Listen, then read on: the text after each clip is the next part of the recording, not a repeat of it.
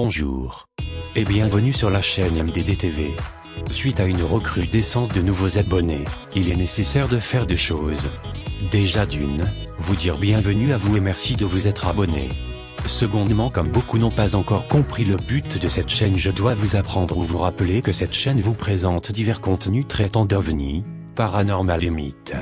Le but n'est ni de convaincre ni de vous faire croire quoi que ce soit, mais de lancer le débat sur les sujets trop souvent ridiculisés, en outre sur le net, et tout cela en live pour pouvoir réagir sur le moment avec la communauté, et repousser les limites du débat, afin d'inciter les gens à réfléchir sur des sujets qu'ils n'auraient même pas imaginés. Voilà, ceci dit, nous pouvons parler tranquillement de ce qui m'amène aujourd'hui. Nous nous retrouvons pour parler du témoignage de Randy Cramer, qui témoigne de son implication dans les programmes spatiaux secrets pendant 20 ans dont 17 ans sur la planète Mars. Son témoignage a été autorisé sans limitation, ce qui montre la volonté de l'Alliance des programmes spatiaux secrets d'effectuer une divulgation complète sur ces programmes, afin de permettre ensuite aux terriens d'en bénéficier. Afin que cet article ait plus d'impact sur la communauté FR, j'en ai fait une vidéo, et comme d'habitude je vous demande de cliquer sur le magnifique pouce bleu, afin que cette divulgation soit connue de tous. Bon visionnage. Didier. Randy Cramer révèle ses 20 ans de service militaire pour la force secrète des marines, affectée à la protection des bases militaires et industrielles, présentes sur la planète Mars, depuis les années 1960. Après Coregood, voici le témoignage de Randy Cramer, qui témoigne de son implication dans les programmes spatiaux secrets pendant 20 ans dont 17 ans sur la planète Mars. Son témoignage a été autorisé sans limitation, ce qui montre la volonté de l'Alliance des programmes spatiaux secrets d'effectuer une divulgation complète sur ces programmes, afin de permettre ensuite aux terriens d'en bénéficier. Randy Cramer, alias Captain Kai, marine de l'USMC, dit avoir passé 17 ans sur Mars et 3 ans en service sur une flotte secrète de l'espace, vient de publier son premier témoignage. Il donne des réponses à certaines questions posées par le public envoyées par email ou Facebook. L'information la plus pertinente à mon avis est que Randy a toujours agi sous les ordres directs de ses supérieurs militaires d'une section spéciale, par un général de brigade et par le colonel de la branche secrète de l'US Marine Corps, USMC. Son dernier entretien Skype avec lui avait son approbation et il dit « Le colonel Jamieson m'a mis en contact avec un homme se présentant comme le général de brigade Smith. Le général Smith m'a donné une explication assez longue sur les êtres sans âme du comité qu'il était censé servir, et les désaccords graves entre l'USMC avec le dit comité, sans doute le comité des 200 ou 300 familles qui dirigent le monde. » Sans m'étendre, j'étais satisfait de son explication de la situation et sur le choix stratégique. Quand il m'a personnellement donné le feu vert, il a dit, et je cite, « Je vous donne le feu vert pour aller parler au public de tout ce que vous savez. » Je demandais, « Tout ?»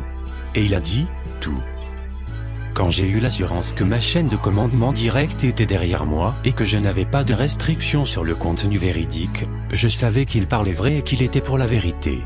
Il a même dit que je pouvais utiliser son nom, ce que je viens de faire, de laisser les gens qui ont besoin de savoir de poser des questions et de leur répondre. Une des questions abordées lors de ces interviews est que les techniques de contrôle mental utilisées sur lui et d'autres recrues des Marine Corps n'ont pas été basées sur des techniques traumatiques comme ce fut habituel avec d'autres programmes secrets. Voici Randy donne plus de détails sur les deux types de contrôle mental utilisés par les services militaires secrets différents. Les techniques utilisées pour me former ont été décrites pour moi comme un style de programmation pour agir volontairement, par opposition à la plupart des techniques de programmation qui sont d'obéir sans réfléchir, forçant les super soldats de tuer quoi que ce soit, à tout moment, n'importe où, tels des animaux humains, mais la plupart d'entre nous ne peuvent pas agir de cette façon. Nous résistons, et la fonction principale de la formation devient alors de supprimer l'envie de résister. Plutôt que de créer le meilleur super soldat, vous ne créez que le plus conforme. La programmation de style agir volontairement ne cherche pas à créer quelque chose qui tue sur commande, mais, plutôt, il crée un profond instinct basé à protéger sa tribu et de son territoire quand il se sent menacé. Donc, aussi longtemps que vous pouvez expliquer une menace crédible, le soldat va utiliser toute sa force et sa ruse pour détruire ceux qui pourraient nuire à ceux qu'il est génétiquement prédisposé à protéger. Randy commente la nature des projets compartimentés et la puissance acquise par les directeurs de projet. Ceci est assez cohérent avec ce que les autres divulgateurs ont révélé au sujet de programmes clandestins qui sont de plus en plus des opérations malhonnêtes. Il semblerait que ce qui était autrefois un effort assez cohérent d'une poignée de programmes clandestins pour faire face aux menaces exobiologiques et les inventions technologiques extraterrestres, ce qui était cohérent et approprié. Il semble que cela a dégénéré en conflit de style féodal, où chaque directeur de programme noir profond, qui a un contrôle des recherches, refuse de partager ses résultats, tout en essayant de voler et d'acquérir les données de tout le monde et en essayant de protéger les saints en les camouflant dans des sous-programmes de sorte qu'ils ne puissent pas être volés. Les alliances se font et se défont. Toute haute technologie est juste utilisée pour espionner et voler de l'autre avec l'espoir que celui qui gagne la course aux projets les plus secrets obtiendra de réécrire toutes les règles et de rendre le monde à leur image. Parce que, tout simplement, il n'y aura plus personne pour les empêcher de le faire, avec toute la concurrence éliminée, ou laissée dans la poussière. Dans sa réponse à une question sur son arrivée sur Mars, Randy dit que sa première expérience a été en train de sortir à l'air libre et d'y respirer normalement. Les autres divulgateurs de la vie sur Mars ont dit des choses semblables et bien sûr il y a beaucoup de photos d'animaux prises par le robot Mars Rover. Le témoignage de Randy est de plus une preuve que la NASA a menti en disant que l'atmosphère serait constituée de 96% de gaz carbonique avec des traces d'oxygène, 0,15%. Son récit à la station de transfert sonne comme le genre de conditions de plein air que l'on retrouve à l'atterrissage comme dans de nombreux petits aéroports. Nous avons atterri à Arle Primus, QG du MCC, Mars Colony Corporation égale entité industrielle, et du MDF, Force de Défense Mars égale entité armée.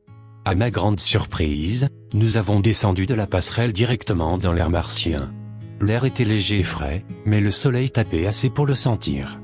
Même si c'est graduel, le soleil peut être encore assez chaud et lumineux en lumière directe.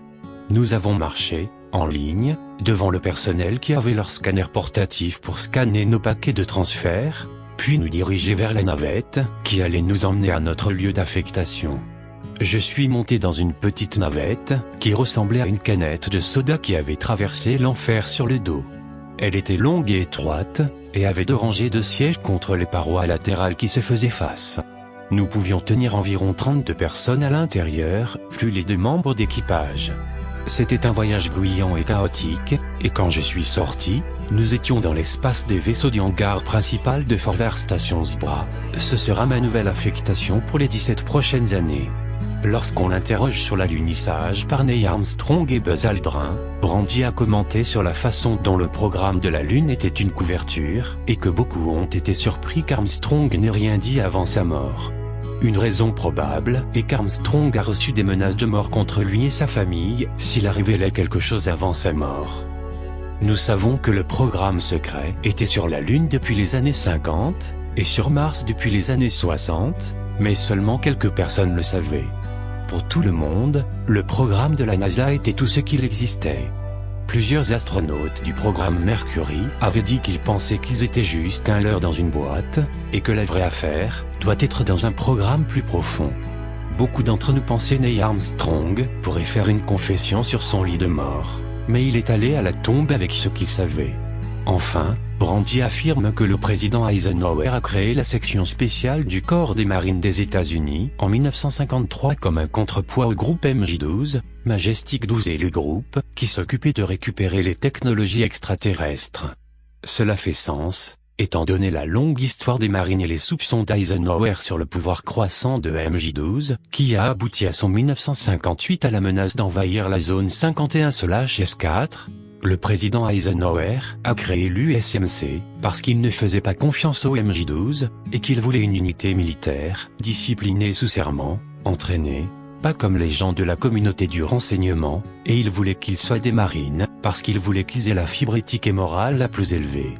Donc, ils ont recruté dans la première classe des officiers de la marine et du corps des marines, avant de créer leur propre académie d'officiers spécialisés pour ces opérations. Nous travaillons tous pour le même objectif, et nous sommes tous solidaires. Cette distinction a un effet d'entraînement, qui fait la marine et de la structure de commandement marine totalement différente de l'armée ou des forces aériennes, qui sont là où se situent les principales corruptions, des conquérants avides, mélangé avec les eugénistes, et vous avez le cauchemar mondial nazi rêvé par les plus pervers. Le témoignage de Randy contient des informations beaucoup plus fascinantes, que nous aborderons dans une autre traduction. Pour le moment, il n'y a pas eu beaucoup d'autres témoignages pour confirmer les allégations de Randy, mais les autres divulgateurs tels que Andy Basiagogidé corroborent certains des détails qu'il a révélés à propos des bases sur Mars. Après une analyse minutieuse, je conclus que le témoignage du capitaine Randy Marscramé est véridique. Je suis convaincu que Randy dit le vrai. Écoutez ces 2 heures d'entretien dans la vidéo suivante pour vous en convaincre. Plus doit être fait à cet égard, et peut-être que c'est là que les supérieurs de Randy dans la chaîne de commandement peuvent lui venir en aide, s'ils désirent vraiment que les divulgations avancent rapidement. Néanmoins, les révélations de Randy sur l'environnement de Mars et la flotte secrète de l'espace sont certainement quelque chose à considérer profondément et que nous nous dirigeons inexorablement vers une période où certaines vérités sur la vie extraterrestre seront enfin révélées. Écrit par Dr Michael Salla sur 7 février 2015. Copyright Michael Salla, ph.d. Ainsi s'achève cette vidéo, lien de l'article en description, n'hésitez pas à partager et à donner vos avis en commentaire, et n'oubliez pas que mystère, divulgation et discussion, cette chaîne vous présente divers contenus traitant d'ovnis, paranormal et mythes. Le but n'est ni de convaincre ni de vous faire croire quoi que ce soit, mais de lancer le débat sur les sujets trop souvent ridiculisés, en outre sur le net, et tout cela en live pour pouvoir réagir sur le moment avec la communauté, et repousser les limites du débat, afin d'inciter les gens à réfléchir sur des sujets qu'ils n'auraient même pas imaginés. Merci d'avoir visionné jusqu'à la fin, à bientôt, Didier.